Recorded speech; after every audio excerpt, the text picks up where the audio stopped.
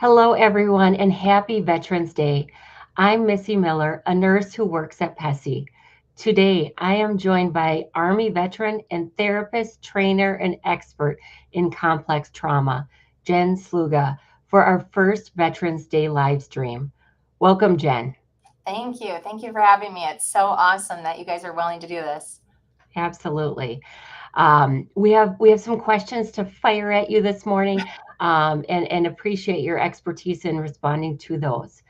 What are some ways therapists can help facilitate a sense of connection and comfort for members of the military and veterans while also not encouraging unhealthy coping skills?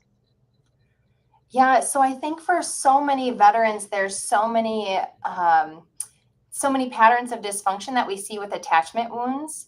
And so we have a lot of veterans who join the military due to the fact that they already have issues with attachment patterns. And so whether it's anxious or avoidant or disorganized, is they really have a hard time trusting or feeling safe with other people. And there's usually then when you're in the military, have a lot of interpersonal trauma as well, especially with when you are talking about military sexual trauma.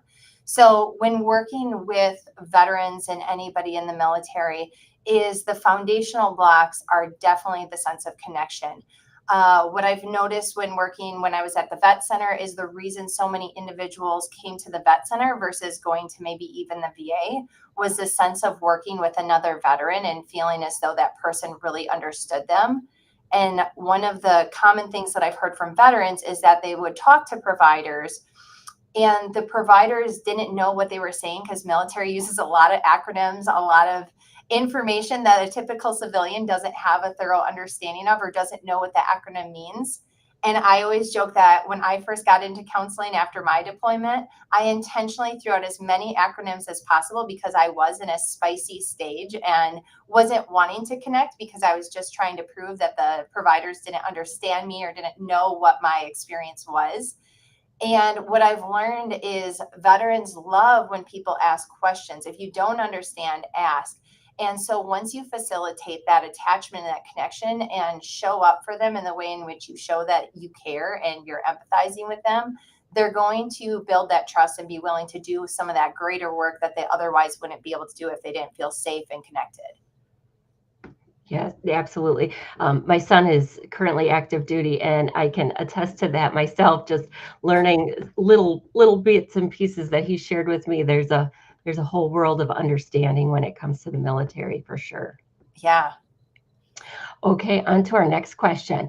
Um, what would be the best to address first with a client who comes in with, say, PTSD? Do you address attachment issues and the potential for childhood trauma first, or the immediate or perceived cause of the PTSD? I think it's kind of one or the same is I work a lot with parts work and IFS type systems theories and recognizing that so often people want to come in and just work on their military trauma.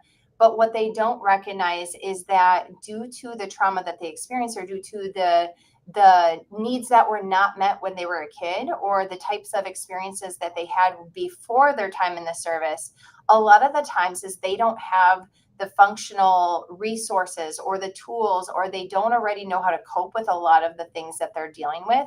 So joining the military for them was almost a resource. And what I've noticed for a lot of veterans is that their part that they discover and that they kind of over identify within the type within the type in service is that right that part of them is strong, is capable, is all these things, and that part becomes highly resourced. And that is the part that can deal with the trauma and can deal with a lot of the experiences. But going back and helping them also recognize is that there's all of the other stuff that happened before the service that may be feeding into why, when their needs are not being met, they're getting triggered, or why, when somebody doesn't show up for them, or recognizing that they're not even showing up for themselves. Because even in the military, it almost perpetuates a lot of the same trauma they experienced maybe before the military, is that we're taught about this group collective awareness of taking care of our other soldiers and everybody else's needs before our own. And I think that when veterans get into therapy, it's really hard for them to put themselves as the person that needs the most support and putting themselves as a priority. And so helping them kind of navigate through what part of them developed and overdeveloped these sense of tools, and whether they were functional or not functional, and then helping them really navigate, is that working for you in your life, or do you need to maybe adjust some of it, and maybe the part of you that really needed support when you were younger needs some more tools and resources, and maybe you can share some of those tools that you built in the military with those other versions of yourself as well. Yeah, that makes sense. Thank you for that. Let's see here. On to our next question. Um, how do you get a client who has been taught to forego their own wants and needs, as you were mentioning, for the good of the group, to reflect and work on where they may have been neglecting themselves, or even recognize that they have neglected their own needs? Absolutely. I'm kind of giggling and laughing because, as you said, a nurse, therapists, veterans, police officers, firefighters, we see this so often with these populations, is that duty to serve other people, that duty to help other people. And we as therapists are trained so often, and like, right, that is something that we come back to all the time in our trainings, is that you cannot pour from an empty cup.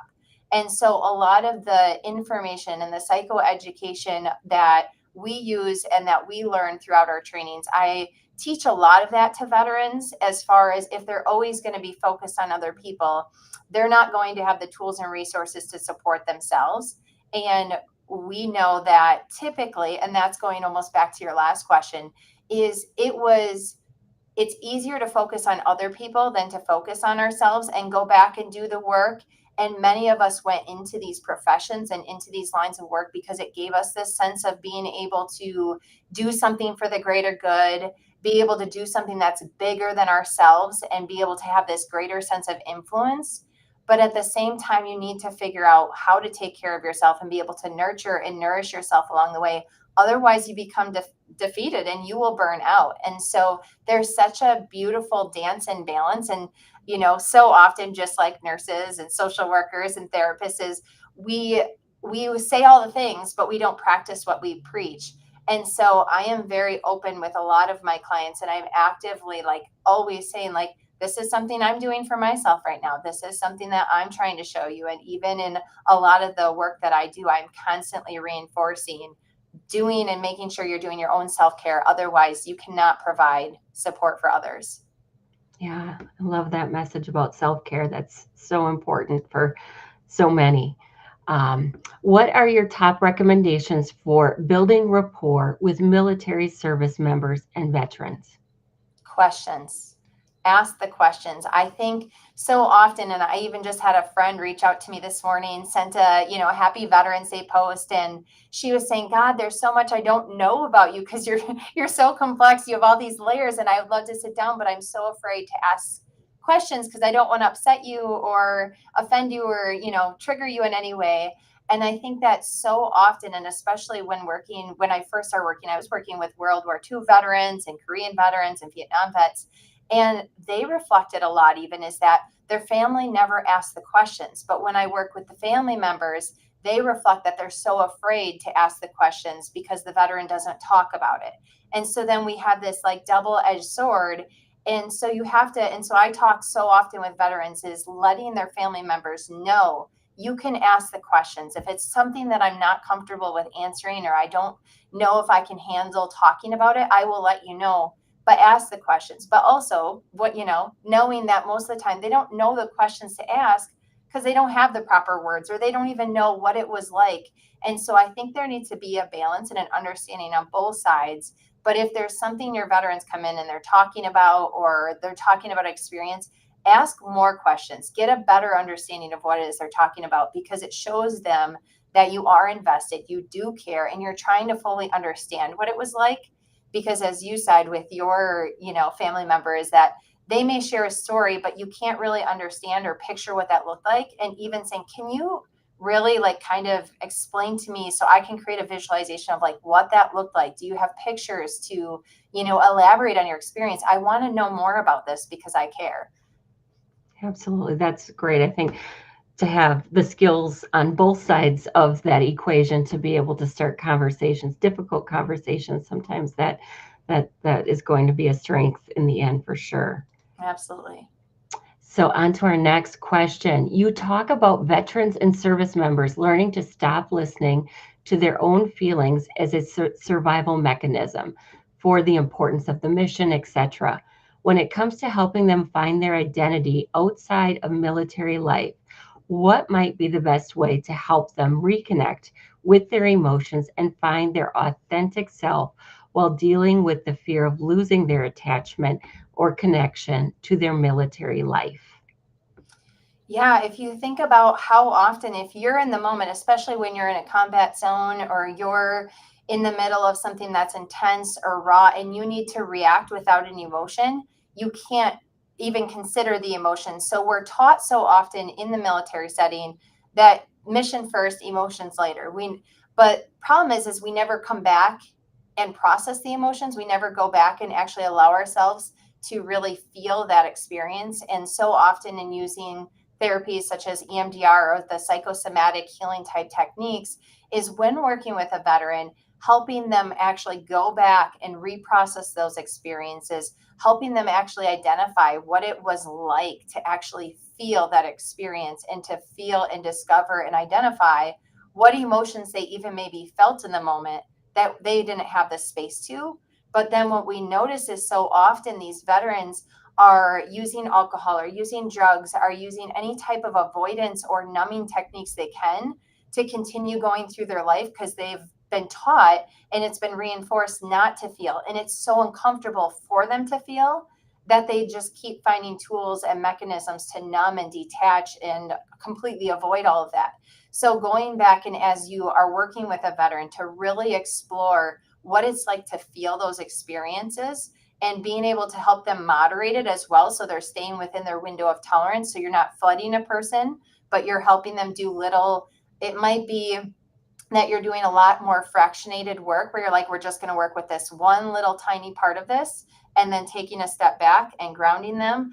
But it's almost as though you're reteaching a person how to feel and experience so that they can stay present and it doesn't completely overwhelm them because a lot of times they've never went there in the first place. That term window of tolerance I can resonate to. That I think is a good way to summarize that concept. Yeah. Um, Time is flying. I think we have time for one more question. Okay. What are some ways to properly handle a client's concern that they need a paper trail of ongoing sessions to continue to receive benefits, even if they may no longer need therapy or help?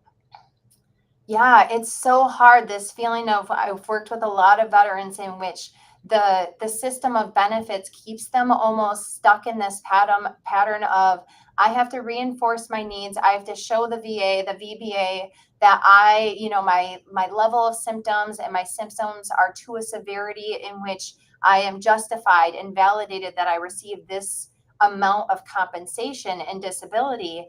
And if they are to start reporting decreased symptoms, they're worried that they're going to lose those resources, whether it's financial or even just the stability of having support and counseling available to them when needed. So it kind of perpetuates this cycle of I almost need to report a level of dysfunction, a level of staying stuck in order to keep myself supported and resourced. And I think a lot of times that's why we see veterans struggling to go within the VA setting is because they know that all those systems connect. And so I know that there's a little bit more protection within like the vet center systems or for veterans to seek care through community care or out in the private practice side of things. But I think there's just that fear of I finally have the resources that I need and I don't want them to be taken away from me. But also as a clinician, being able to help them recognize that if you keep those beliefs about yourself or if you keep yourself stuck, you're not going to ever be able to report that I am doing better and to really start moving into that level of work, which is a whole nother element of really awesome, incredible work is to be able to see yourself grow and say, I was here and this was really, really hard. And now I can be here and still honor that part of me that went through all of those experiences. And I think there's a worry of I'm invalidating my experiences, what I went through, what other people went through, if I don't report how bad it is all the time, or if I don't always keep that story, there's a lot of moral injury and guilt of letting that not be as significant as what it was. Oh, that's powerful information. Thank you so much today, Jen. That was really, really great. Learning about some of the different resources that are available. One that we've got through PESI that hopefully everybody can see up on your screen. We do have an upcoming military and veteran event that's going to be happening. For everybody viewing today, there is a promotion available to be able to attend for just $99. So please make use of that event. It's a comprehensive training that goes deeper than what we've been able to cover today. Included in that training is a very wonderful certification as well on for veteran and military mental health professionals.